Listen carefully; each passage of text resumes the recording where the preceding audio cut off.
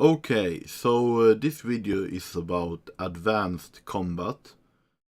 For this video, using a World War II combat scenario in Italy. Not historical, but with World War II technology and in Italy. So let's start with getting some units on the field. So this is what we have now. So in the south of the green country, the southern part of the front line, we have 2 infantry divisions with 2 strength, 1 strength each, and then we have 1 armor division with 1.25 strength, which also gives a 15% armor bonus if it faces no anti-tank. Then we have 2 ordinary infantry divisions, 1 artillery division, which is basically just a stronger infantry division armed with artillery, which takes a bit longer and is a bit more expensive to produce, but packs more combat, more strength for each division. And these are self-explanatory. So what we're gonna do now is show off some advanced combat tactics for DGHistory. So what we're gonna do is we're gonna take the combined armor infantry division with 3.25 and attack this division. Now I think we should use blue, since that isn't very visible. Red background, like this. As you can see, it's 4 versus 3.25, so on its own, this one will lose. Especially if that one got a defensive modifier. So, what we're gonna do is attack with the main force, but also do a support attack with this division, or this army. So together there will be 5.25. But this one still got the defensive modifier. But we shall see how it turns out. And also, to showcase some more advanced stuff, I shall also add a general to the main army. Like that. That bronze dot now represents a regular general in the army. How do we go on and calculate this? I shall go in and out of the calculator and do the stuff, and you can try to follow what's going on. So first off, both armies will get guaranteed losses for simply fighting each other. Now earlier this was a very basic, the attacker always got 20% losses, the defender got 10%, but it has now been changed to depend on the size of the armies, which is very sensible, since if a 2-size army defended against 25, the 25 would still lose 20%, and it really stops making sense at that point. They're not Spartans, you know. Or maybe they are. So, we got, with the 2 green armies, we got 5.25 strength against the red's 4 strength. The difference is within 25% of each other, so the standard 20% losses to the attacker, 10% losses to the defender will apply. Otherwise, if the attacking army was greater, or the defender was greater, different losses would be applied. Due to the attack, the attacker's strength will fall to 4.2. The defender's strength will fall to 3.9. After that is done, a dice roll will be cast for both sides, in which 0 to 10 additional losses percentages can be applied. So the attacker gains 3 additional percentage losses. The defenders gain 9 additional percentage losses. This is calculated using a random number generator. So we add those 3% to the previous 20%, and the 4.2 for the attackers drop down to 404, and for the defender their 3.9 drops down to 3.24.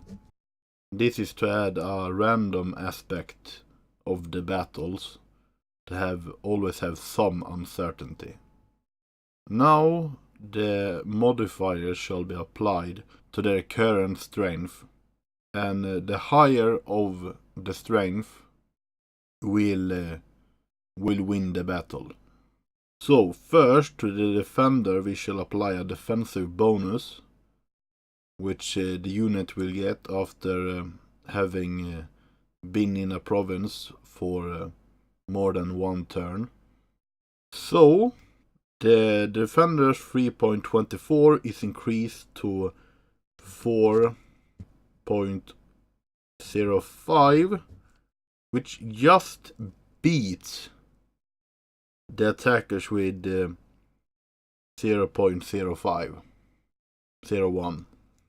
So if no additional modifiers would be applied, which they wouldn't if the attackers had no general or no armor, the defender would have won now, despite having 1.25 less original strength than the attackers.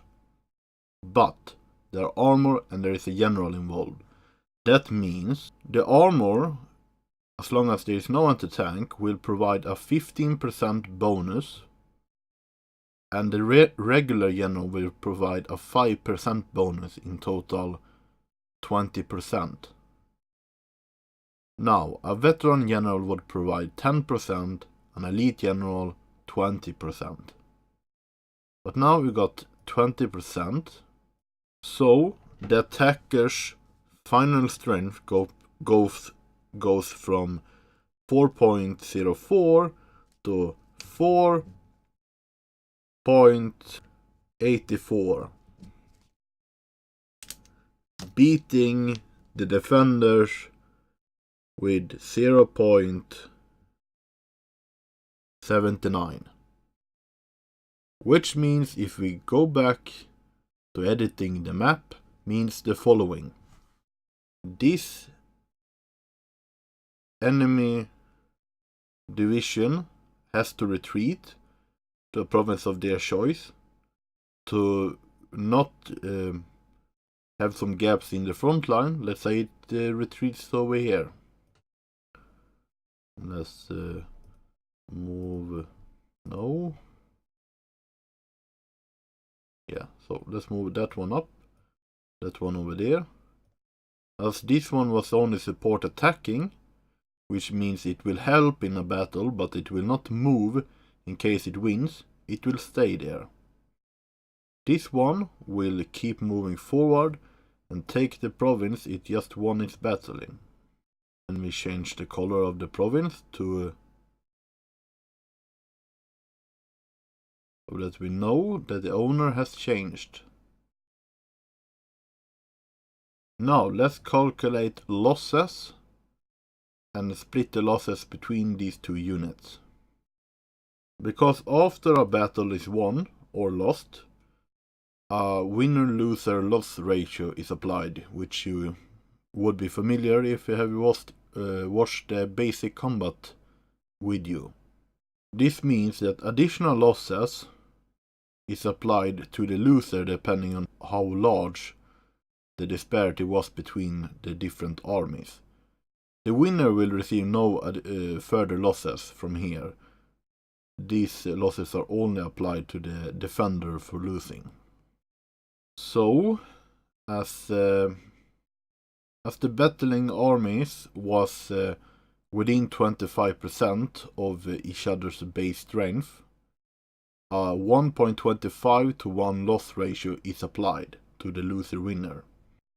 So that means that the loser will have their current losses multiplied by 25%. So the current losses was 19%, that is multiplied by 25%, which means 24%. All modifiers, by the way, are removed at this point, and only the original base strength will be affected by the battle with no modifiers. So the final strength of the Red Army is 304.